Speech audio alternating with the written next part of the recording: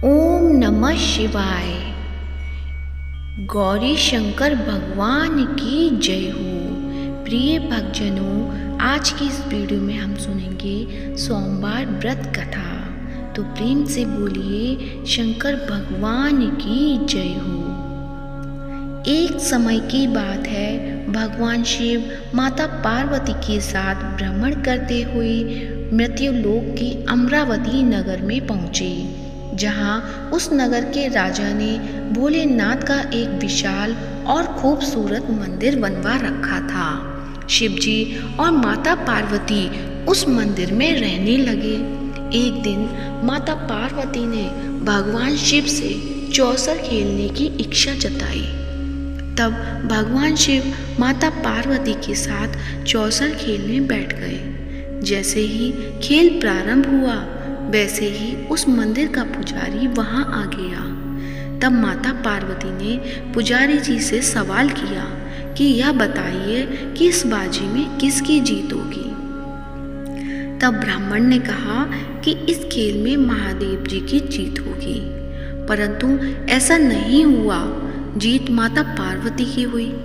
माता पार्वती ब्राह्मण के झूठी भविष्यवाणी करने की वजह से क्रोधित हो गई और उन्होंने ब्राह्मण को कोढ़े होने का शाप दिया। इसके बाद शिव और पार्वती कैलाश पर्वत लौट गए। माता पार्वती द्वारा दिए गए श्राप की वजह से पुजारी कोढ़े हो गया। उसकी ऐसी हालत देखकर नगर के स्त्री पुरुष उससे दूर दूर रहने लगे। नगर के कुछ लोगों ने राजा से पुजारी के कोढ़े होने की बात पूछी। जब राजा को पता चला कि पुजारी की किसी पाप के कारण ऐसी हालत हुई है, तो उन्हें पुजारी को मंदिर से निकलवा दिया। इसके बाद कोढ़ी पुजारी मंदिर के बाहर बैठकर ही भिक्षा मांगने लगा। इस तरह से कई दिन बीत गए। तब स्वर्गलोक की कुछ अप्सराएं उस मंदिर में आईं और उस पुजारी से उसके कोढ़े होने का कारण पूछा। पुजारी ने निसंकोच सारी बातें बता दी। तब अप्सराओं ने पुजारी को 16 सोमवार व्रत रखने की सलाह दी। अप्सराओं ने पुजारी को 16 सोमवार व्रत की विधि बताते हुए कहा कि सोमवार के दिन सूर्योदय से पहले उठना, फिर स्नानादि से निवृत्त होकर स्वच्छ वस्त्र धारण कर लेना। इसके उपरांत आधा सेर गेहूं का आटा लेकर उसके 3 अंग बनाना। फिर भगवान शिव की प्रतिमा के समक्ष घी का दीपक जलाकर गुड़, नैवेद्य, फूल, बेलपत्र, चंदन, अक्षत, जनेऊ का जोड़ा लेकर विधि विधान प्रदोष काल में भगवान शिव की पूजा करना। पूजा के बाद गेहूं के आटे से बनाए गए 3 अंगों में एक अंग भगवान शिव को अर्पित करना और एक आप ग्रहण करना। बाकी अंगों को भगवान का प्रसाद मानकर सभी में बांट देना। इस तरह से 16 सोमवार तक व्रत रखना। फिर 17वें सोमवार को 1 पाव आटे की बाटी बनाकर उसमें घी और गुड़ मिलाकर चूरमा का प्रसाद तैयार करना। फिर इस प्रसाद का भगवान शिव को भोग लगाकर सभी लोगों में बांट देना।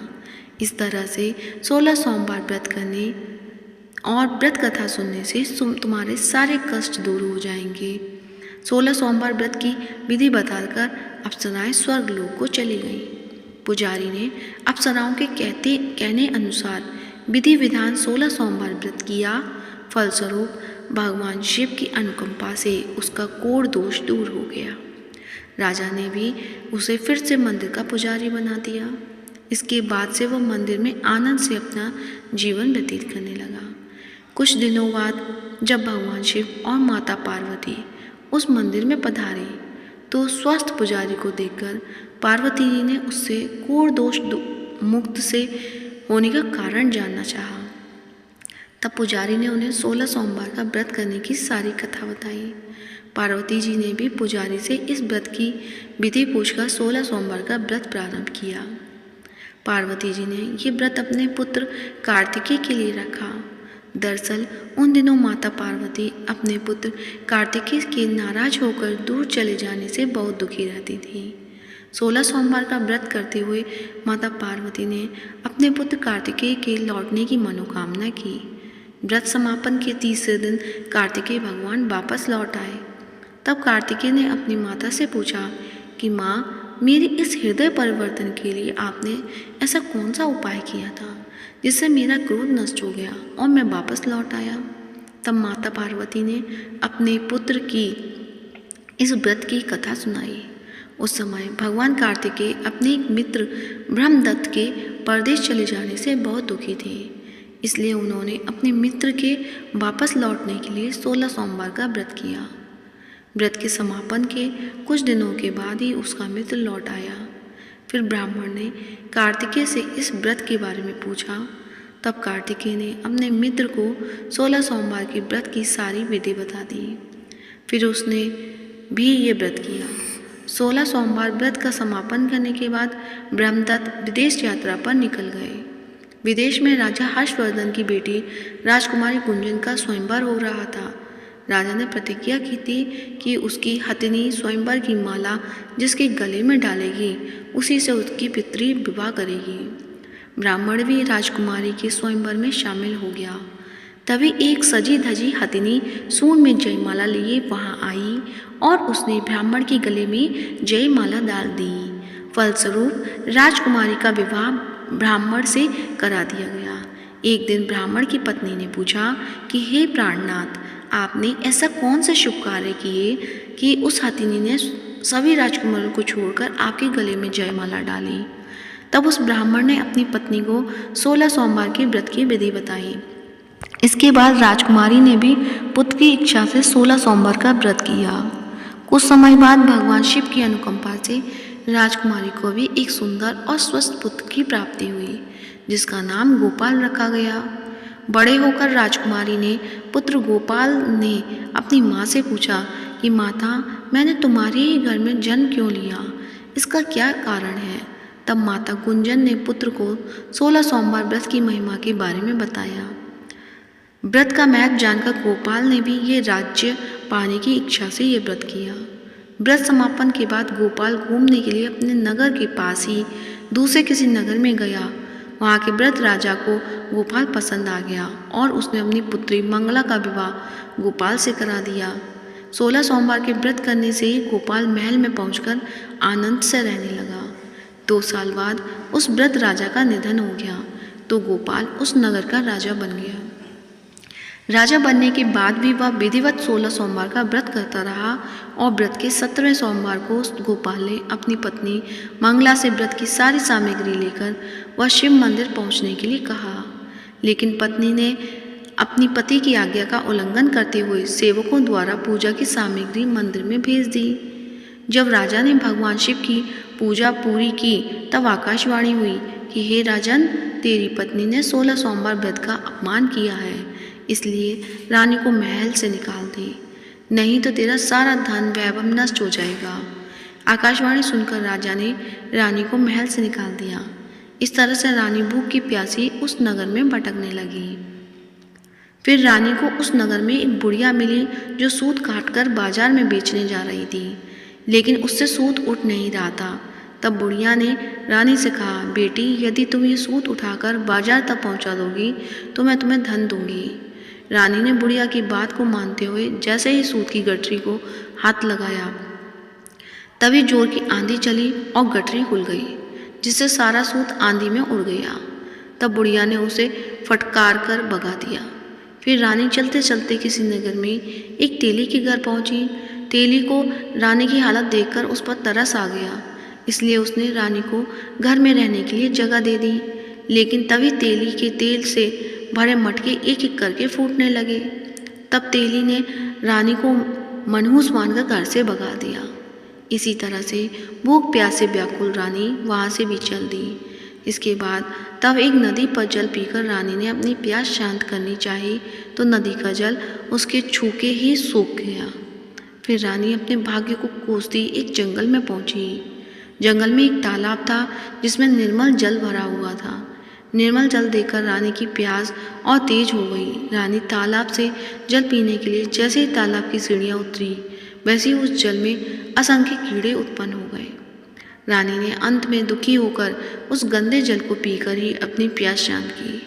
इसके बाद जब रानी ने एक पेड़ की छाया में बैठकर कुछ देर आराम करना चाहा तो वह पेड़ सूख गया। रानी जैसे ही दूसरे पेड़ के नीचे जाकर बैठी वो भी सूख गया। वन और सरोवर की यह दशा देखकर उस वन के ग्वाले बहुत हैरान हुए। ग्वाले उस रानी को मंदिर में पुजारी जी के पास ले गए। रानी को देखते ही पुजारी जान गए कि अवश्य ही किसी बड़े घर की है, किसी पाप के कारण ऐसे दर दर भटक रही है। तब पुजारी ने रानी से कहा, पुत्री तुम इस मंदिर में रहो, भगवान की कृपा से कुछ ही दिनों में सब ठीक हो जाएगा। रानी उस मंदिर में रहने लगी, लेकिन रानी भोजन बनाती तो सब्जी जल जाती, आटा छूती तो उसमें कीड़े पड़ जाते, जल स्पर्श करती तो उसमें बदबू आने लगती। पुजारी भी रानी के दुर्भाग्य से चिंतित होते हुए बोले कि हे पुत्री, अवश्य ही तुझसे कोई अनुचित काम हुआ है जिसके कारण तेरी ऐसी दशा हुई है। पुजारी की बात सुनकर रानी ने सारी घटना बता दी। पुजारी ने कहा कि अब तुम चिंता नहीं करो, सच्चे मन से 16 सोमवार की व्रत करना शुरू कर दो। पुजारी की बात मानकर रानी ने ये व्रत प्रारंभ कर दिए। जब रानी ने 17वें सोमवार को विधिवत व्रत का समापन किया तो उधर उसके पति को रानी की याद आई। राजा ने तुरंत अपने सैनिकों को रानी को लाने का आदेश दिया। रानी को ढूंढते हुए सैनिक मंदिर में पहुंचे और रानी से वापस लौटने के लिए कहा। तब पुजारी ने सैनिकों से रानी के वापस जाने के लिए मना कर दिया। इसके बाद राजा स्वयं उस मंदिर में पुजारी के पास पहुंचे और रानी को महल से निकाल देने के कारण पुजारी जी से क्षमा मांगी। तब पुजारी ने कहा, यह सब भगवान शिव के प्रकोप के कारण हुआ है। तब पुजारी ने रानी को वापस भेज दिया। रानी महल में आ गई। रानी के स्वागत में पूरे नगर को सजाया गया और राजा ने ब्राह्मण को अन्न, वस्त्र और धन का दान दिया। इस तरह से रानी 16 सोमवार का व्रत करते हुए अपने पति के साथ महल में आनंद पूर्वक रहने लगी। भगवान शिव की अनुकंपा से उसका जीवन खुशियों से भर गया। कहते हैं, जो कोई 16 सोमवार व्रत की कथा सुनता है या सुनाता है उसकी सभी मनोकामनाएं पूरी होती हैं। तो प्रेम से बोलिए, शंकर भगवान की जय हो, गौरी माता की जय हो। अब सुनते हैं सोमवार व्रत की दूसरी पौराणिक कथा। एक साहूकार था। वह भगवान शिव का अनन्य भक्त था। उसके पास धन दौलत किसी भी चीज की कमी नहीं थी। तब भी वह उदास रहा करता था क्योंकि उसकी कोई संतान नहीं थी और संतान प्राप्ति की कामना के लिए वह रोज भगवान शिव के मंदिर में जाकर दीपक जलाता था। साहूकार के भक्ति भाव को देखकर एक दिन माता पार्वती ने भोलेनाथ से कहा कि प्रभु, यह आपका अनन्य भक्त है, इसके सभी कष्टों को अवश्य दूर करना चाहिए। शिव जी बोले कि हे देवी, इस साहूकार की कोई संतान नहीं है, यही इसके दुख का कारण है। माता पार्वती ने कहा कि हे ईश्वर, कृपा करके इसे पुत्र का वरदान दीजिए। तब भोलेनाथ ने कहा कि हे पार्वती, इस साहूकार के भाग्य में संतान का योग नहीं है। अगर इसे पुत्र प्राप्ति का वरदान मिल भी गया तो वह केवल 12 वर्ष तक जीवित रहेगा। इसके बाद भी माता पार्वती नहीं मानी और बोली, प्रभु, आपको इस साहूकार को पुत्र का वरदान देना ही होगा, वरना भक्त क्यों आपकी सेवा पूजा करेंगे। माता पार्वती के बार बार कहने से भोलेनाथ ने साहूकार को पुत्र का वरदान दिया, लेकिन यह भी कहा कि पुत्र केवल 12 वर्ष तक ही जीवित रहेगा। साहूकार ये सब बातें सुन रहा था। ये सुनने के बाद वह पहले की तरह भोलेनाथ की पूजा अर्चना करता रहा। वरदान के प्रभाव से 9वें महीने में साहूकार को पुत्र की प्राप्ति हुई। परिवार में खूब खुशियां मनाई गई, लेकिन साहूकार पहले की तरह ही उदास रहा और पुत्र की कम आयु का जिक्र उसने किसी से भी नहीं कहा। जब पुत्र 11 वर्ष का हुआ तो एक दिन साहूकार की पत्नी ने पुत्र के विवाह के लिए कहा। तब साहूकार ने कहा कि पुत्र अभी पढ़ने के लिए काशी जी जाएगा। इसके बाद उसने पुत्र के मामा को बुलाया और कहा कि इसे पढ़ने के लिए काशी ले जाओ और रास्ते में जहाँ भी रुकना वह यज्ञ और ब्राह्मण को भोजन कराते हुए आगे बढ़ना। वे दोनों इसी तरह करते हुए जा रहे थे कि रास्ते में एक राजकुमारी का विवाह हो रहा था। जिससे राजकुमारी का विवाह होने वाला था वह एक आंख से काना था। उसके पिता ने जब अति सुंदर साहूकार के बेटे को देखा तो उसने सोचा कि क्यों न इसे दूल्हा बनाकर शादी के सारे कार्य संपन्न करा लिए जाएं। इसके लिए राजा ने मामा को बहुत सारा धन दिया। तब मामा बालक को दूल्हा बनाने के लिए मान गया। इसके बाद साहूकार का बेटा दूल्हा बना और जब विवाह संपन्न हो गया तब जाने से पहले बालक ने राजकुमार की चुन्नी पर लिखा कि तेरा विवाह मेरे साथ हुआ है, लेकिन जिस राजकुमार के साथ तुझे भेजेंगे वह एक आंख से काना है। इसके बाद वह अपने मामा के साथ काशी के लिए चला गया। जब राजकुमारी ने अपनी चुन्नी पर लिखा हुआ पढ़ा तो उसने राजकुमार के साथ जाने से मना कर दिया। तब बारात वापस लौट गई। उधर मामा और भांजे काशी जी पहुंच गए थे। एक दिन जब मामा यज्ञ की तैयारी कर रहे थे और भांजा बहुत देर तक बाहर नहीं आया तो मामा ने अंदर जाकर देखा तो भांजे के प्राण निकल चुके थे। वह बहुत परेशान हुए, लेकिन सोचा कि अभी शोक मनाया तो ब्राह्मण चले जाएंगे और यज्ञ अधूरा रह जाएगा। यज्ञ संपन्न हुआ तो मामा ने रोना पीटना शुरू कर दिया। तभी भगवान शिव पार्वती उधर से जा रहे थे। तब पार्वती ने शिव जी से पूछा कि हे प्रभु, ये कौन रो रहा है? तब उन्हें पता चला कि ये तो वही साहूकार का पुत्र है। तब पार्वती जी ने कहा कि हे प्रभु, इसे जीवित कर दे, नहीं तो रोते रोते इसके माता पिता के प्राण निकल जाएंगे। तब भोलेनाथ ने माता पार्वती से कहा कि इसकी आयु पूरी हो चुकी है। इसकी आयु इतनी ही थी, लेकिन माँ के बार बार आग्रह करने पर भोलेनाथ ने उसे जीवित कर दिया। तब लड़का ओम नमः शिवाय का जप करते हुए उठा। मामा भांजे दोनों ने ईश्वर को धन्यवाद दिया और अपने नगर को लौटे। रास्ते में वही नगर पड़ा, वहाँ राजकुमारी ने उसे पहचान लिया।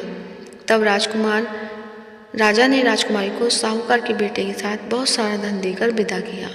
उधर साहूकार और उसकी पत्नी छत पर यह प्रण करके बैठे थे कि यदि उसका पुत्र सकुशल न लौटा तो छत से ही कूदकर अपने प्राण त्याग देंगे। तभी लड़की के मामा ने आकर साहूकार के बेटे और बहू के आने का समाचार सुनाया, लेकिन वे नहीं माने। तब मामा ने शपथ पूर्वक कहा कि तब दोनों को यकीन हो गया और दोनों ने अपने बेटे बहू का स्वागत किया। उसी रात साहूकार को स्वप्न में शिव जी ने दर्शन देकर कहा कि तुम्हारे पूजन से मैं प्रसन्न हुआ, इसलिए तुम्हारे पुत्र को जीवन दान दिया। मान्यता है कि जो भी इस कथा को पढ़ेगा या सुनेगा उसके समस्त दुख दूर हो जाएंगे और उसकी सभी मनोकामनाएं पूर्ण होंगी। तो प्रेम से बोलिए गौरी शंकर भगवान की जय। अब सुनते हैं भगवान भोलेनाथ की आरती। ओम जय शिव ओमकारा, स्वामी जय शिव ओमकारा। ब्रह्मा विष्णु सदाशिव अर्धांगी धारा। ओम जय शिव ओमकारा। एकानन चतुरान पंचानन राजे। हंसानन गरुणासन वृषवाहन साजे। ओम जय शिव ओमकारा। दो भुज चार चतुर्भुज 10 भुज अति सोहे। तीनों रूप निरखता त्रिभुवन जन मोहे। ओम जय शिव ओमकारा। अक्षमाला वनमाला मुंडमाला धारी। चंदन मृग मद सोहे भोले शुभकारी। ओम जय शिव ओमकारा। श्वेतांबर पीतांबर बागांबर अंगे। सनकादिक ब्रह्मादिक प्रेतादिक संगे। ओम जय शिव ओमकारा। करके मध्य कमंडल चक्र त्रिशूल धरता। जग करता जग हरता जग पालन करता। ओम जय शिव ओमकारा। ब्रह्मा विष्णु सदाशिव जानति अविवेका। प्रणवाक्षण के मध्य ये तीनों एका। ओम जय शिव ओमकारा। त्रिगुण स्वामी की आरती जो कोई नर गावे। कहत शिवानंद स्वामी भजत हरि हरियामी। सुख संपत्ति पावे। ओम जय शिव ओमकारा। पर्वत सोहे पार्वती शंकर कैलासा, भांग धतूरा का भोजन भस्मी में बासा। ओम जय शिव ओमकारा। जटा में गंग बहत है गलमुंडल माला, शेष नाग लिपटावत ओढ़त मृग चाला। ओम जय शिव ओमकारा। काशी में विराजे विश्वनाथ नंदी ब्रह्मचारी, नित उठ दर्शन पावत महिमा अति भारी। ओम जय शिव ओमकारा। ओम जय शिव ओमकारा। स्वामी जय शिव ओमकारा। ब्रह्मा विष्णु सदा शिव अर्धांगी धार। ओम जय शिव ओमकारा। तो प्रेम से बोलिए शंकर भगवान की जय हो। आज की वीडियो अच्छी लगी है तो इसे लाइक कीजिए, ज़्यादा से ज़्यादा शेयर कीजिए और चैनल पे नए हैं तो चैनल को सब्सक्राइब जरूर कीजिए। और कमेंट बॉक्स में भगवान भोलेनाथ की जय हो, माता पार्वती की जय हो, गौरी शंकर भगवान की जय हो अवश्य लिखें। हर हर महादेव।